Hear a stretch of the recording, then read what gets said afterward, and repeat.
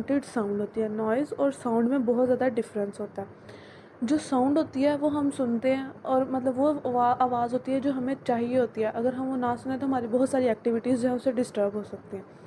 लेकिन जब यही जो साउंड है ये हमें नहीं चाहिए, अनवांटेड है, तो ये क्या बन जाती है, नॉइज़ बन जाती है। और जब ये जो साउंड है ये टॉलरेंस रेंज से बढ़ जाती है, जितनी हम बर्दाश्त कर सकते हैं उससे बढ़ जाती है, तो ये क्या बन जाती है, नॉइज़ बन जाती है। और इस तरह से जो पोल्यूशन फैलती है जो कि बहुत तरीके से हमारी लाइफ को, हमारी हेल्थ को डिस्टर्ब करती है, उसे हम क्या कहते हैं, नॉइज़ पोल्यूशन कहते हैं। नॉइज़ साउंड जो होती है एनर्जी की एक फॉर्म है। और नॉइज़ पोल्यूशन अगर हम इसके इन्वायरमेंटल इफेक्ट की बात करें तो ये दो चीज़ों पर डिपेंड करती है।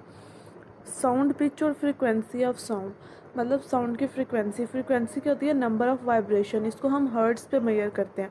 तो साउंड की फ्रीक्वेंसी क्या है और कितनी देर के लिए हमारा एक्सपोजर हुआ है साउंड के साथ, टाइम ड्यूरेशन कितना है।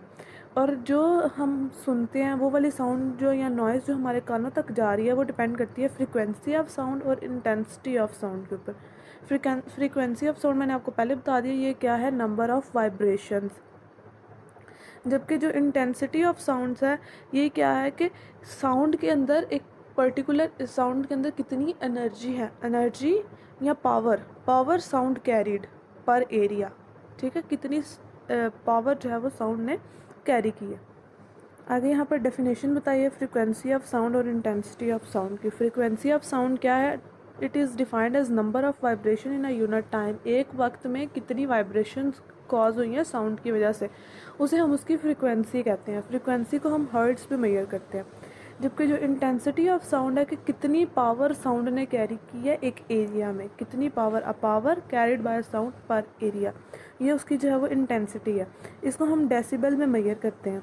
डेसिबल क्या है, ये इसका यूनिट है। डेसी का मतलब होता है 10, और बेल जो है ये साइंटिस्ट के नेम की वजह से इसके साथ लगा था, ग्राहम बेल, जिसने इंटेंसिटी ऑफ साउंड को स्टडी किया था। अगर हम इसकी जो है वो फॉर्म में देखें, अगर हम इसको जो है रिप्रेजेंट करें लोगरिथमिक फॉर्म में, तो ये क्या बनेगा कि decibel is equal to 10 multiply log 10 I divided by I nought. I क्या है, मेजर्ड साउंड इंटेंसिटी, जितनी हमने साउंड इंटेंसिटी मेजर की है। उसके बाद जो आई नॉड है ये क्या है कि कितनी सबसे कम रेंज इंटेंसिटी जो ईयर जो है वो सुन सकता है, सॉफ्टेस्ट ऑडिबल साउंड इंटेंसिटी, सबसे कम साउंड इंटेंसिटी जो कि एक ईयर सुन सकता है वो क्या है, उसकी I nought, softest audible sound intensity. उसके बाद हमें भी पढ़ा कि फ्रीक्वेंसी जो होती है उसका यूनिट हर्ट्ज होता है। तो हर्ट्ज किसके इक्वल है, 1 vibration per second. 1 hertz is equal to 1 vibration per second. एक सेकंड में एक वाइब्रेशन, तो वो किसके इक्वल होगी, 1 हर्ट्ज के इक्वल। जो एक ह्यूमन ईयर है उसकी जो ऑडिबल रेंज है फ्रीक्वेंसी की, वो क्या है, 16 टू 20,000 हर्ट्ज। 16 हर्ट्ज से कम साउंड ह्यूमन ईयर नहीं हियर कर सकता, और 20,000 से अबव जो है वो भी ह्यूमन ईयर वो नहीं सुन सकता। और वो फ्रीक्वेंसी जो कि बिलो होगी 16 हर्ट्ज से, उसे हम क्या कहेंगे, इंफ्रा ऑडिबल फ्रीक्वेंसी। और वो फ्रीक्वेंसी जो कि 20,000 से अबव होगी उसे हम क्या कहेंगे, अल्ट्रासोनिक। बहुत सारे ऑर्गेनिजम्स, एनिमल्स ऐसे हैं जो इंफ्रा ऑडिबल को हियर कर सकते हैं, कुछ ऐसे हैं जो कि अल्ट्रासोनिक को। तो ये डिफरेंट ऑर्गेनिजम्स में डिफरेंट रेंज होती है, लेकिन जो ह्यूमन में है वो 16 टू 20,000 हर्ट्ज है। उसके बाद आता है इम्पल्सिव नॉइज़। इम्पल्सिव नॉइज़ क्या होती है कि इसके अंदर भी एकदम ब्रस्ट ऑफ साउंड होता है, सडन ब्रस्ट ऑफ साउंड होता है। जैसे कि कोई कंस्ट्रक्शन का काम है और यहाँ अगर हम कहें कि डिमोलिशन हो रही है किसी चीज़ की, तो उसके अंदर जब कोई बिल्डिंग वगैरह गिरती है एकदम कितनी ज़ोरदार आवाज़ आती है। ये एक्सप्लोजन्स के साथ रिलेटेड है, एकदम burst of sound.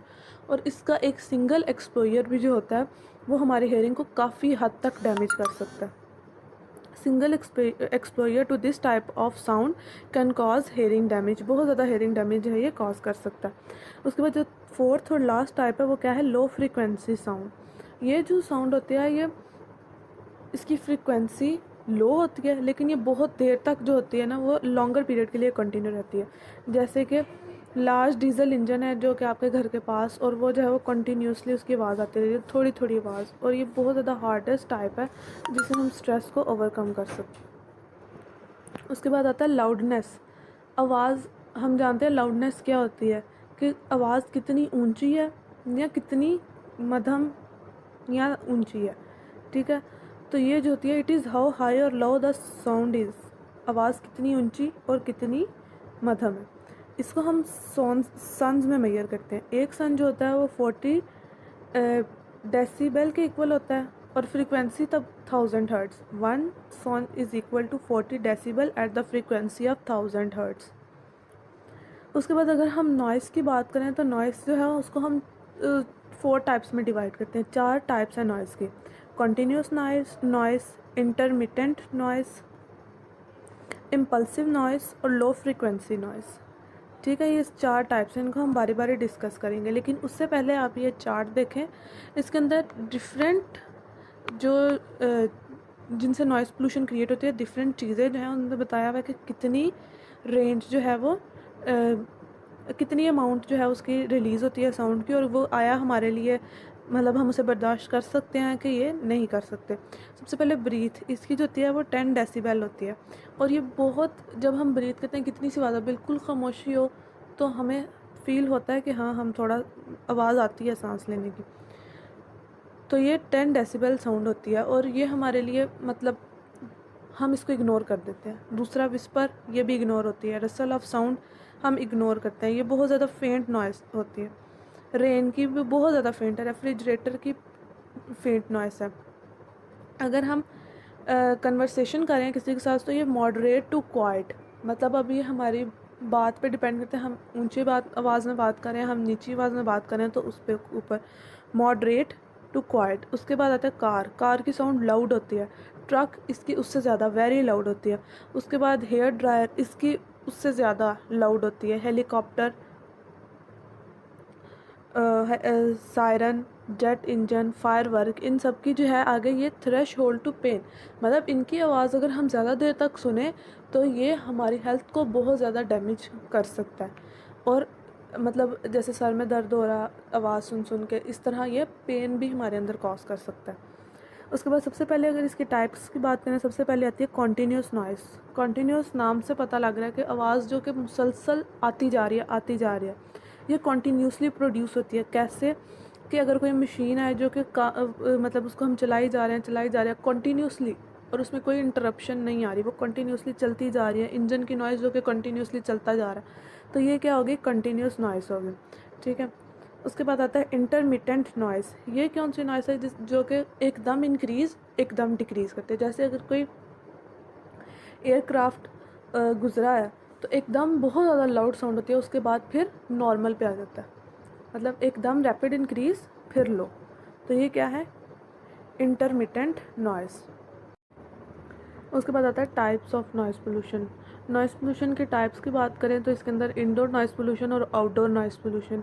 Indoor noise pollution जो है, इसके अंदर हमारी जो हाउस होल्ड एक्टिविटीज़ है जो हम करते हैं अपने घरों में, जिसकी वजह से बहुत ज़्यादा नॉइज़ प्रोड्यूस होती है, जिसके अंदर आता है हम मशीन यूज़ करते हैं, washing machine, dryer, vacuum cleaner, ये सब जो है बहुत ज़्यादा अमाउंट में नॉइज़ रिलीज़ करती हैं, जो कि हमारी हेल्थ को बहुत ज़्यादा डैमेज करता है। उसके अलावा जो हम घरों में मोटर यूज़ करते हैं, फ्रिज यूज़ करते हैं, उससे भी आवाज़ निकलती है बहुत ज़्यादा। हम किचन में जो जूसर, ब्लेंडर वगैरह यूज़ करते हैं, उससे भी, हेयर ड्रायर यूज़ करते हैं, ये सारी चीज़ें जो है इनसे बहुत ज़्यादा नॉइज़ पोल्यूशन जो है वो फैलती है। हम टीवी यूज़ करते हैं, रेडियो यूज़ करते हैं, लाउड स्पीकर, इन सब से भी जो है ये नॉइज़ पोल्यूशन बहुत ज़्यादा फैल रही है। उसके बाद जो सेकंड है वो क्या है, आउटडोर पोल्यूशन। आउटडोर पोल्यूशन हमारी आउटडोर एक्टिविटीज़ से रिलेटेड है, जो जैसे कि हम ट्रैवलिंग करते हैं तो वहाँ पर क्या होगा, ट्रैफिक पोल्यूशन, ट्रैफिक की वजह से नॉइज़ पोल्यूशन क्रिएट होगी, एयरक्राफ्ट्स की वजह से। उसके बाद म्यूज़िक की वजह से, इमरजेंसी व्हीकल्स, ये जो एम्बुलेंस वगैरह और इनका जो सायरन चलता रहता है उसकी वजह से नॉइज़ पोल्यूशन होती है। लॉन और गार्डन इक्विपमेंट्स जो हम यूज़ करते हैं गार्डनिंग के लिए, उनसे नॉइज़ पोल्यूशन क्रिएट होती है। कंस्ट्रक्शन और इंडस्ट्रियल एक्टिविटीज़, उनसे तो बहुत ज़्यादा नॉइज़ पोल्यूशन क्रिएट होती है। उसके बाद ट्रैफिक की वजह से भी बहुत ज़्यादा नॉइज़ जो है वो क्रिएट होती है। ये सारी जो है ये आउटडोर पोल्यूशन।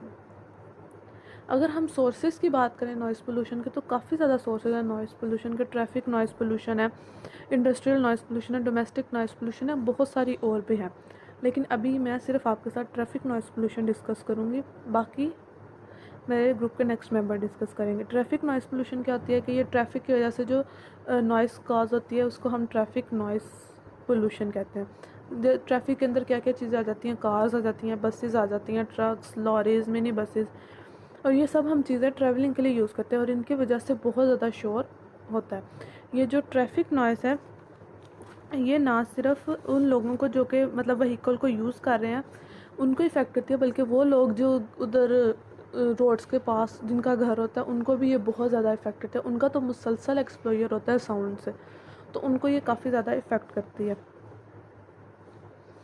उसके बाद अगर हम बात करें एयरपोर्ट्स के, जो लोग नियर द एयरपोर्ट्स होते हैं वहाँ पर नॉइज़ पोल्यूशन जो होती है वो 82 to 85 डेसिबल होती है, मतलब इतनी ज़्यादा होती है। और इसके अंदर 20 से 25 डेसिबल इंक्रीज़ होता है जब लैंडिंग और टेक ऑफ होते हैं। मतलब नॉर्मल वहाँ पर 82 to 85 डेसिबल साउंड है, साउंड पोल्यूशन है, नॉइज़ पोल्यूशन है। लेकिन जब लैंडिंग और टेक ऑफ होती है एयरक्राफ्ट की तो इसके अंदर 20 to 25 डेसिबल मज़ीद इंक्रीज़ हो जाता है। तो आप अंदाज़ा कर सकते हैं कि ये कितना इंक्रीज़ है, कितनी ज़्यादा उधर नॉइज़ पोल्यूशन हो गया। उसके बाद रेलवे ट्रैक्स, वहाँ पर भी जब ट्रेन्स वगैरह स्टेशंस पर आती हैं तो वहाँ पर भी बहुत ज़्यादा नॉइज़ पोल्यूशन होती है। That was all about my presentation.